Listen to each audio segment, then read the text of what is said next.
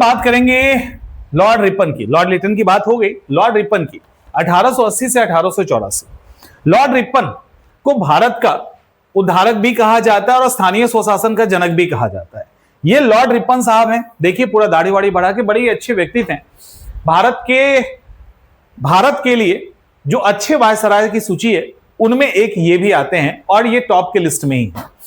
इन्होंने कहा था मेरे काम की तुलना, मेरी तुलना मेरे शब्दों से नहीं मेरे काम से करना, और लिटरली वो काम करके गए। इन्होंने क्या क्या रिफॉर्म किया? पहला रिफॉर्म स्थानीय स्वशासन, local self government. Lord Mayo ने फिनेंशियल डिसेंट्रलाइजेशन किया, वित्तीय विकेंद्रीकरण किया था।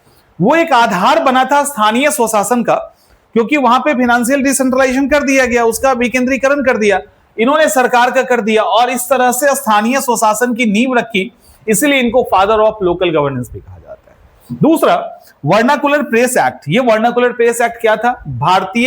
भारत के देसी भाषा समाचार पत्र जो इंग्लिश माध्यम में नहीं था, यानी इंग्लिश भाषा के समाचार पत्र को छोड़ करके जितने भी भारतीय भाषा में समाचार पत्र थे उस पर यह लागू होता था। एक तरह का रिस्ट्रिक्शन था, हम लोग ऑलरेडी डिस्कस कर चुके हैं लिटन वाले में। इसको इन्होंने क्या किया? पूर्णतः समाप्त किया, यानी फिर से जो प्रेस था वो फ्री हुआ। पहला कारखाना अधिनियम आता है, कब आता है? 1881 में। 1881 में जो आता है ना, इसको लेकर आपके सामने कुछ फैक्ट्स आएंगे। इसमें बच्चों को लेकर इसमें बात की गई थी, 7 साल और 7 साल की बात की गई थी।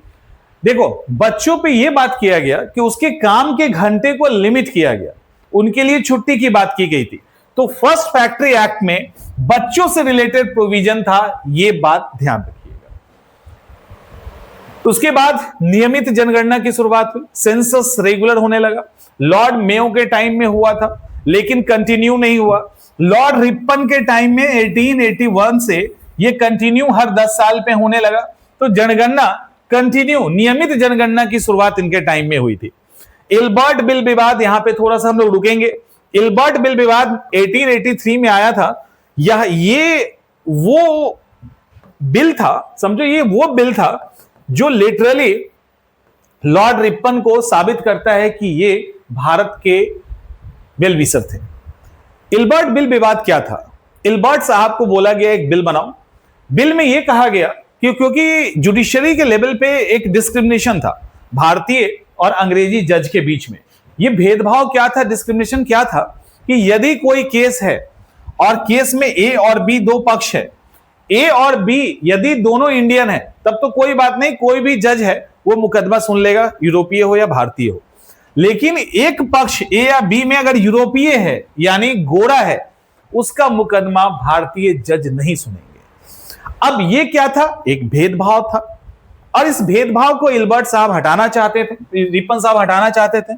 इल्बर्ट को बोला एक ऐसा बिल लेके आओ, जुडिशरी की इस डिस्क्रिमिनेशन को हटा देंगे, यानी कोई भी हो, किसी का भी केस हो, दोनों पक्ष में कोई भी हो, वो यूरोपीय हो या इंडियन हो, कोई भी जज उसको सुन सकता है। लेकिन यह बात यूरोपियों को नागवार गुजरी और उन्होंने कहा कि अब गोरे के किस्मत का मुकाबला, मतलब किस्मत का फैसला काले करेंगे। इसको लेकर ब्रिटेन में भी, भारत में भी इतना विरोध हुआ कि इसको संशोधित करके वापस लेना पड़ गया।